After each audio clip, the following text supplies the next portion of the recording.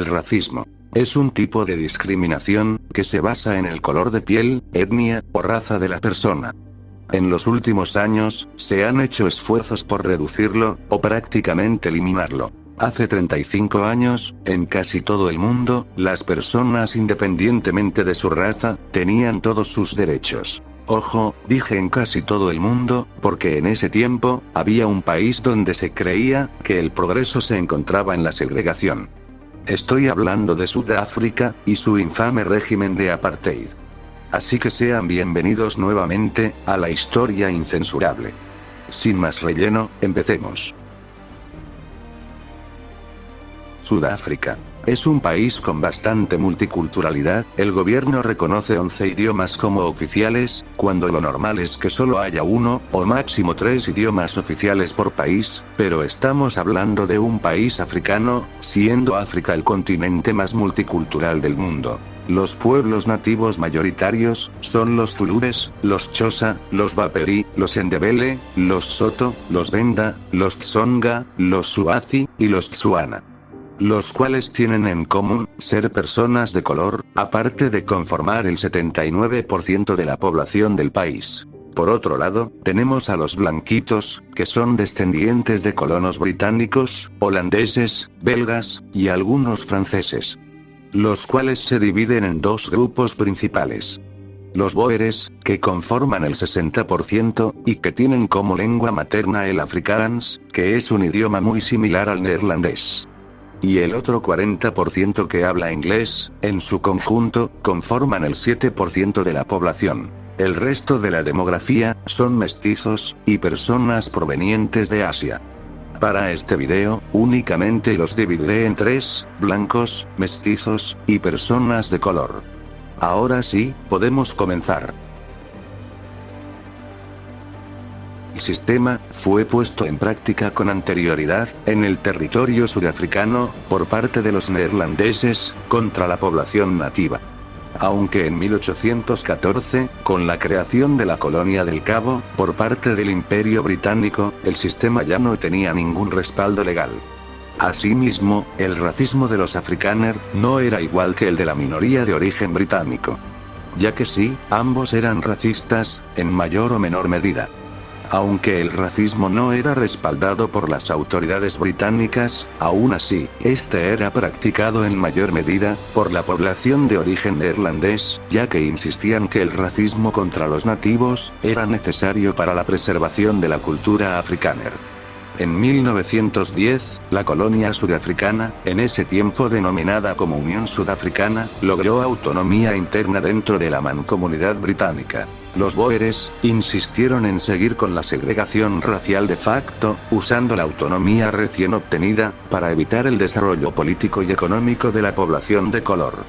Como por ejemplo, restringir el derecho al voto, y evitar que ocuparan cargos públicos. Esto se impuso de manera semioficial, siendo estas medidas denominadas por la historiografía como pequeño apartheid. El Partido Nacional Unificado era la organización que respondía a los intereses de la población blanca sudafricana. Esta parte de la población se sentía amenazada por los intereses políticos de las personas de color. En ese entonces, el partido estaba dirigido por el pastor protestante Daniel Malan. Para servir a los intereses de sus votantes, Malan propuso crear un sistema de segregación que afectaría a todos los aspectos de la vida, literalmente, todos. Siendo llamado como apartheid, que en el idioma boer, literalmente significa separación. Con estas infames propuestas, el partido se presentó a las elecciones generales de 1948. Malan se opuso al candidato del Partido Unido, Jan Smuts, de tendencia más liberal, que contaba con el respaldo británico. Smuts había ganado la elección, pero debido a un error en la ley electoral, se le dio la mayoría al partido de Malan, pese a haber obtenido menos votos que Smuts. En ese tiempo, la población blanca era el 21% de la población sudafricana, el 68% eran de color, y el resto eran mestizos, o de origen indostano. Cabe resaltar que las personas de color casi no pudieron votar en aquellas elecciones, digo casi, ya que algún que otro de ellos sí pudo hacerlo. Después de la victoria del Partido Nacional Unificado, el nuevo gobierno de Malan creó leyes para que el sistema de segregación se aplicara a cualquier persona, según su respectiva raza. Por ejemplo, en 1949, los matrimonios y las relaciones más allá de lo romántico, entre personas de razas diferentes, fueron determinadamente ilegalizados, siendo esto último, un delito. En 1951, se crearon distritos, donde solo podían vivir blancos, realizando un desplazamiento forzado de todos los no blancos. La idea era mantener a la mayoría de color, viviendo en las zonas rurales. Y también, a partir de ese año, se prohibió a los nativos la compra de inmuebles en las ciudades. Ya llegó el racismo. Ya llegó, ya llegó. Ya llegó el racismo. Ya llegó el racismo. En 1953, se crearon zonas racialmente segregadas, en todas las ciudades de Sudáfrica. Las playas, los autobuses, los hospitales, las escuelas, los restaurantes, las tiendas, casi cualquier establecimiento, estaba segregado, incluso los baños. Por poco, y hacían ilegal que blancos y nativos estuvieran en el mismo sueño de una persona. Los lugares destinados para la población de color, generalmente eran de una calidad mucho menor que las destinadas a la población blanca.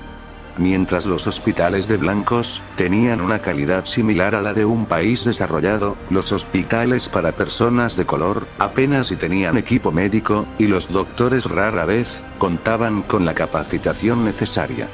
Mismo caso sucedía con las escuelas para blancos eran de una mucho mejor calidad que las destinadas a los nativos. Hasta las paradas de autobuses estaban segregadas, básicamente, cualquier reunión entre personas de distintas razas, por más pequeña que fuera, era ilegal. Con la partida de Malan, entró en el poder Johannes Strijdom, el cual endureció más las políticas de apartheid.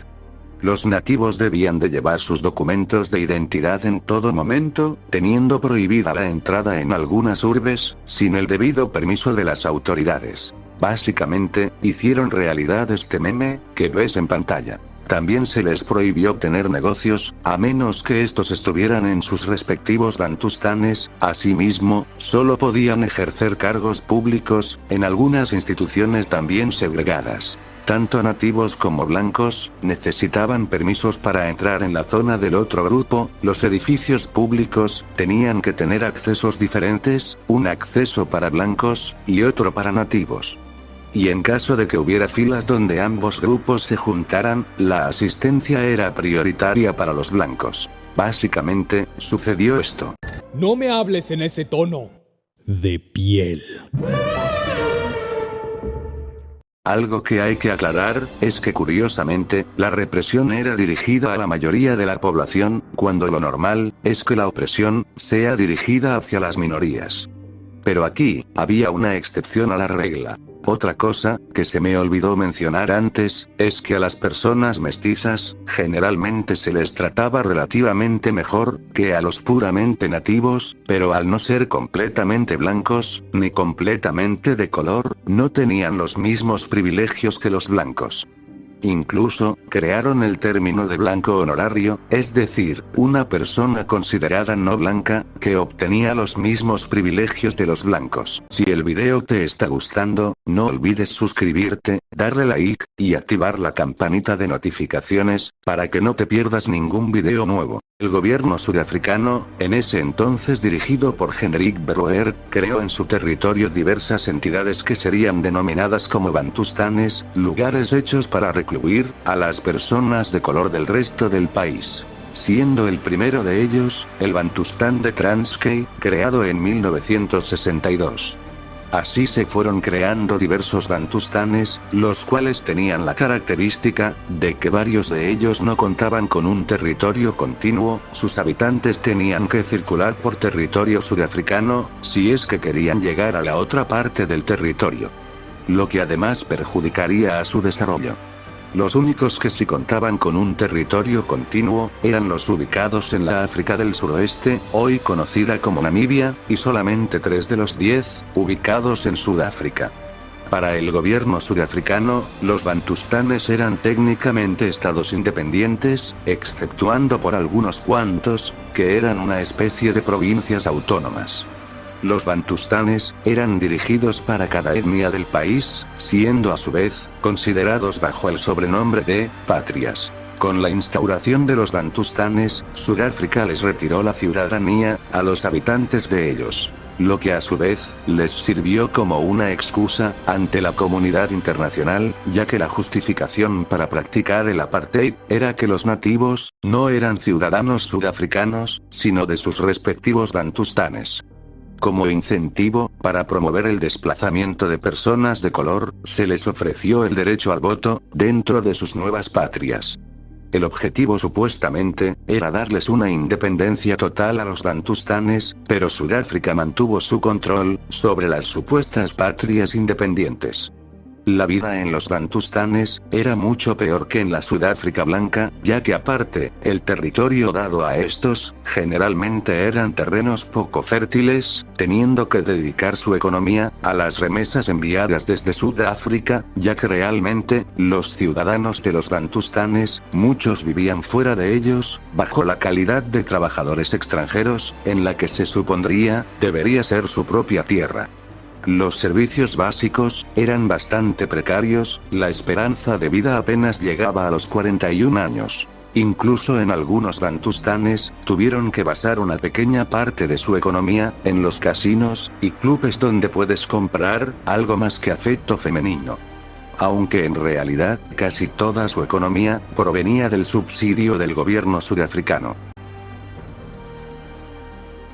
La reacción internacional ante la existencia del apartheid y de los bantustanes fue en su mayoría negativa, dejando a Sudáfrica aislada internacionalmente. Aún así, contaba con cierto apoyo de Estados Unidos, esto gracias a su postura anticomunista, también del apoyo de Rhodesia, hoy llamado Zimbabue, que en ese tiempo tenía un sistema de segregación similar al sudafricano, y del estado ese que no puedo mencionar, pero que tiene una estrella de David en la bandera. Algunos países promovieron el dejar de invertir en Sudáfrica, aún así, Sudáfrica seguía invirtiendo en otros países de África, pero estos países no dejaron de condenar la segregación racial. Además, Sudáfrica mantenía una guerra civil en Namibia, lo que también aumentó su aislamiento. Aún así, Sudáfrica era de los países más ricos y seguros de toda África, esto lo digo como un dato, mas no para defender esta infamia. Al mismo tiempo, Sudáfrica fue excluida de competencias deportivas, como los Juegos Olímpicos, no pudiendo participar por más de 30 años, lo mismo hizo la FIFA, no permitiendo su participación en la Copa Mundial de Fútbol, y en 1970, Sudáfrica fue excluida de la Copa Davis de tenis. En todos los casos, fue por la insistencia sudafricana de presentar equipos segregados. Ya en los años 80, Sudáfrica empezó a entrar en una crisis económica, debido al aislamiento, y también a la bajada de precios en el mercado internacional de la industria minera, ya que Sudáfrica basaba su economía en esta. En 1985, declararon el estado de emergencia, debido a este motivo, por lo que, el apartheid dejó de ser rentable económica y diplomáticamente. Además de, desde el comienzo del apartheid, existieron manifestaciones en contra de este, las cuales en su mayoría, fueron reprimidas por el gobierno central. Un ejemplo de esto, fue la desvivición masiva de Sharpeville, ocurrida el 21 de marzo de 1960, donde las autoridades reprimieron una protesta, desviviendo a 69 personas, y dejando 180 personas heridas. La lucha contra la discriminación fue impulsada, sobre todo por parte del Congreso Nacional Africano, por sus siglas, CNA, y el Congreso Panafricanista de Azania, por sus siglas, CPA. Iniciando campañas de desobediencia civil, en 1955, en conjunto a un grupo de indostanos, crearon la llamada Carta de Libertad, donde exigían la creación de un Estado sudafricano sin discriminación. El activismo contra el apartheid estaba dirigido por el conocido Nelson Mandela, realizando manifestaciones pacíficas contra el apartheid. Pero también, Mandela, no era un angelito, como tal vez te lo han dicho en la escuela. Mandela creó en el año 1961, el Grupo Lanza de la Nación, el cual era un grupo guerrillero, que utilizaba tácticas de grupos de terror, realizando atentados contra instituciones gubernamentales. De hecho, a principios de los 60, la Lanza realizó diversos actos de sabotaje, que se consideran como actos de terror, y por esos actos, fue que Mandela fue a prisión por casi 3 décadas. Durante los años 80, la Lanza realizó ataques contra civiles blancos, desviviendo a decenas de personas. Incluso, el Congreso estadounidense incluyó a la Lanza de la Nación en la lista de organizaciones de terror extranjeras. El propio Nelson Mandela permaneció en la lista estadounidense de persona de grupo de terror hasta el año 2008. Aún así, te pregunto, ¿el fin justificó los medios? Algunos sectores de blancos reconocían la necesidad de reformas, aunque esto implicara perder los privilegios que gozaban. En el plano económico, que como mencioné, sufrió estragos por la caída de precios en los mercados, que llevó a una recesión económica, el apartheid no permitía la integración de millones de sudafricanos a la economía, y al representar el 80% de la población, significaba una pérdida enorme de recursos humanos. La demografía también mostraba la insostenibilidad del apartheid. En 1985, los blancos eran menos del 15% de la población, lo que dificultaba el estatus de dominación sobre los nativos. En 1984, el presidente, Pieter Willem Botha, implementó políticas moderadas para mitigar el descontento nativo, concediendo ciertos derechos a los nativos, permitiendo la compra disminuida de viviendas en zonas blancas, además de permitir el matrimonio interracial, pero continuó negando libertades significativas a las personas de color. La presión social y la reprobación internacional crecían, estando el fin del apartheid más cerca que nunca. Además, la URSS se estaba desquebrajando, retirando su apoyo a Angola y Mozambique, por lo que el papel anticomunista de Sudáfrica había perdido sentido. Del mismo modo, perdió el apoyo de Estados Unidos. Además de que finalmente, Namibia había conseguido su independencia de Sudáfrica en 1990. En febrero de 1989, tras un ataque de apoplejía, el presidente Botha fue sucedido por Frederick de Klerk, quien, ante la creciente dificultad de mantener el apartheid, inició negociaciones con otros políticos blancos para su eliminación. En su discurso del 2 de febrero de 1990, de Klerk anunció un proceso para eliminar leyes discriminatorias, y legalizó al partido de Mandela, el Congreso Nacional Africano, CNA, junto con el fin del estado de emergencia, y también liberó a Nelson Mandela. Estos hechos incentivaron la participación política de la población nativa. Y así, se comenzó a eliminar el sistema de apartheid. Aunque los blancos más conservadores criticaban la legitimidad de de Klerk, en marzo de 1992, de Klerk convocó a un referéndum, siendo la última elección, donde solo participaron blancos. El 68% dio su apoyo para acabar con el apartheid, comenzando negociaciones con el CNA y otros grupos políticos para crear una nueva constitución. Aunque hubo disputas entre de Klerk y Mandela sobre el posible futuro político del país. La postura de Mandela constaba en el rechazo a cualquier acuerdo que favoreciera a los blancos, mientras de Klerk dudaba de la eficacia de un gobierno de mayoría nativa. A finales de 1993, finalmente se llegó a un acuerdo sobre un borrador de constitución que garantizaba derechos fundamentales, sin distinciones raciales, eliminando el apartheid. Se fijaron elecciones para el 27 de abril de 1994, donde la población nativa votó por primera vez, en igualdad de condiciones. El Consejo Nacional Africano ganó las elecciones, y Nelson Mandela fue elegido presidente, acabando por completo con el infame sistema de apartheid. A pesar de que ya han pasado más de 30 años del fin del apartheid, todavía se nota bastante la enorme desigualdad entre blancos y personas de color. Las personas de color tienen el control político del país. El CNA mantiene un régimen de partido dominante, algo así como el Partido Revolucionario Institucional en México, o el Partido Liberal Democrático de Japón. Los sudafricanos han denunciado la corrupción dentro del partido, aunque aún así lo siguen votando. Además de que, Sudáfrica se ha vuelto un país bastante inseguro, donde pandillas mantienen el control en algunas partes, de ciudades como Ciudad del Cabo, Johannesburgo, Durban, etc. Los blancos en cambio, todavía mantienen el control financiero del país. Incluso hay un pueblo, que funciona casi como un país independiente, llamado Orania, donde únicamente puedes vivir, si eres blanco. Aún así, diversos grupos sociopolíticos han comenzado campañas de discriminación contra los blancos. Sé que suena raro, pero es real. Esto debido a ciertos sentimientos revanchistas, tanto que algunos sectores políticos ya lo están catalogando como un genocidio, porque varios grupos de afrikaners han tenido que irse de Sudáfrica debido a las campañas de discriminación e incluso ataques físicos, que en algunos casos han terminado en la desvivición de estos. Según el índice de Gini, que es el índice que mide la desigualdad económica en el mundo, donde el 0 significa completa igualdad, y el 1 una completa desigualdad, Sudáfrica tiene una calificación de 0.63. Siendo la nación más desigual del mundo. Sin nada más que decir, te pido por favor, que si te gustó el video, le des un like, que te suscribas al canal, y actives la campanita de notificaciones, para que no te pierdas ningún video nuevo. Hasta la próxima.